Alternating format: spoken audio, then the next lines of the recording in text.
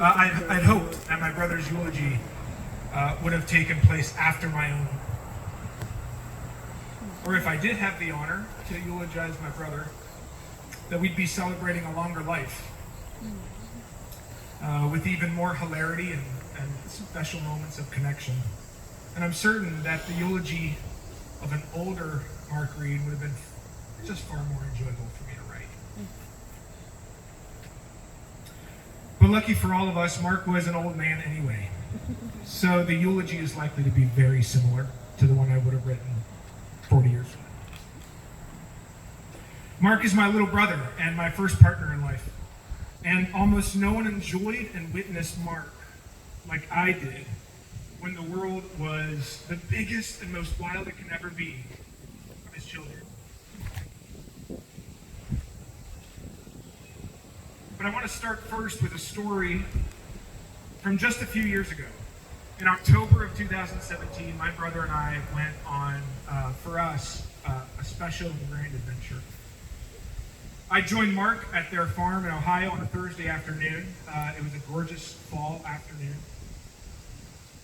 And before embarking on our quest the next morning, we spent the evening drinking beer in his barn, tinkering with random, kind of half-broken, half-working things. We talked about old-timey music. We talked about his and Margaret's dreams for the farm. And we talked about his life work. His life work of being a linesman. I remember going to sleep that night in anticipation of spending time alone with my little brother, who was becoming this, not so little of a brother, who had become this ox of a man, whose heart you just wanted to be near. And I remember just wanting to be near him. Of course, this wasn't the first time I had been on an adventure with my brother. Many memories of childhood adventures always has Mark running out ahead of me through the woods. He was so excited and so free running through the woods. He would pick up critters, and then he would see some animal track, and it's like it was Christmas. So excitable. One of these days, I heard him yell from a distance, "Dan, I want to show you." And as I got up to the top of the ridge, he was standing on top of an old 1960s ambulance that had somehow been abandoned in the forest years before. This was right out behind our, well, not right out, it was a ways behind our home. And as only youthful imagination can, Mark and I believed that we had discovered an ancient artifact of enormous mystery, of incredible importance. And that night, through the old vent grate between our bedrooms, Mark and I shared theories about the origins of that ambulance, speaking softly as if some trouble would befall us if anyone found out. Explore the wild with Mark, and you will learn to let go of the weight of your world. You will let go of worry and ache and become a child again. So for us to be like Mark is to learn and practice playing. The next morning here in October, 3 years ago, we woke up and headed to Pine Knot, Kentucky, which is where my family on my mom's side is from. Our objective was clear: walk in the woods where our granddad walked, where his granddad walked, and where his granddad walked before him. Reconnect to the place of our family. When we arrived, we were like sleuths, asking locals for clues and immersing ourselves in the sacredness of that place. We met people who knew our great Papa. We walked the cemetery, visiting our ancestors, and we searched for the places that showed up in my granddad's unforgettable stories.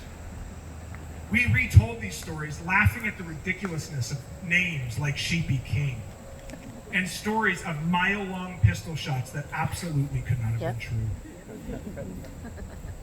We laughed at things that I cannot repeat here, and if you know Mark, there are many things that we've laughed at that we cannot repeat here. Mark pushed all limits of dark humor. You didn't know Mark until you laughed with him. And only the funniest and most resilient of people could endure. To be like Mark is to laugh no matter what. When I was 15 years old, I was grounded from going to a party. And that night, I asked Mark, hey, Mark, let's go play chase, which is essentially hide, seek, and run. And I told him to hide first. So he hid in the belly of a canoe that was upside down.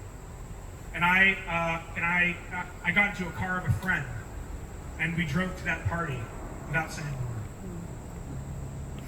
That night, my little brother searched for me, he wept for me, and he imagined the worst. And I abused my brother, I abandoned my brother. That next morning, I'm sure he hugged me tight. He was always paying attention to me. I'm sure he hugged me tight, and I'm sure that I did not notice. One of my life's big regrets is that I didn't pay more attention to my brother. I didn't notice it. Attention is the rarest and purest form of generosity, and Mark was one of the most generous men I've ever met. To be like Mark, you pay attention to those that you love. From that point on, Mark had to find better brothers. And I want to thank Donnie, Caleb, Matt, Tony, Josh for being exactly that. Brothers. Brothers to my brother. For 12 years, Mark and I lived adjacent but separate lives. Not estranged or absent, but disconnected. 7 years ago, Mark and I made some unspoken choices to one another. At our core, we actually did enjoy each other, as different as we are. And I think we just wanted to be brothers.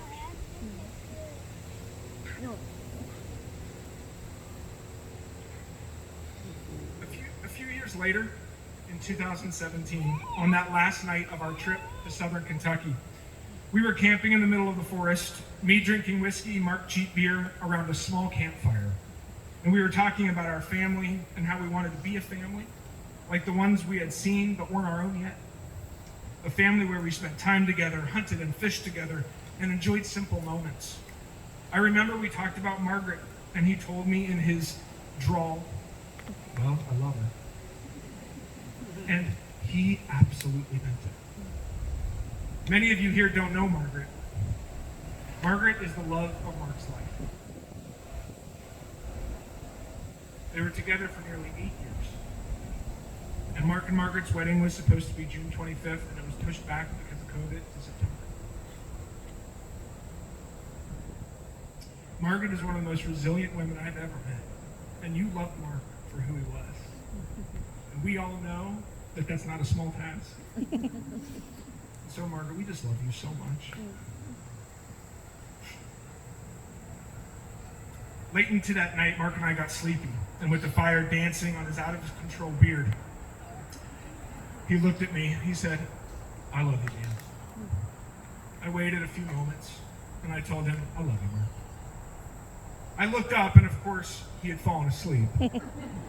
Sitting there in his chair with his head resting on his beard, and he slept.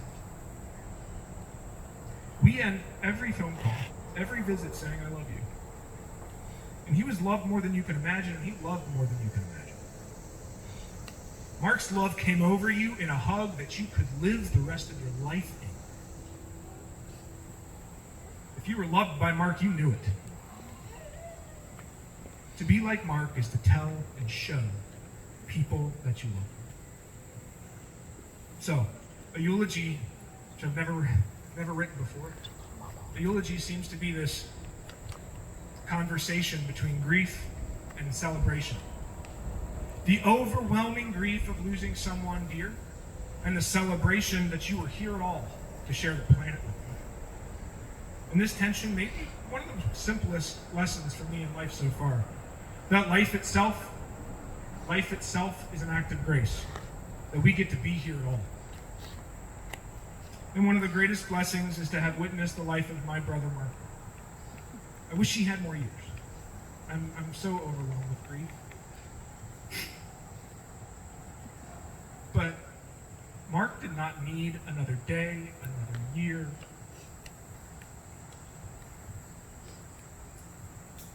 Did not need another day, another year to complete his purpose of loving and being loved. I love you, Mark.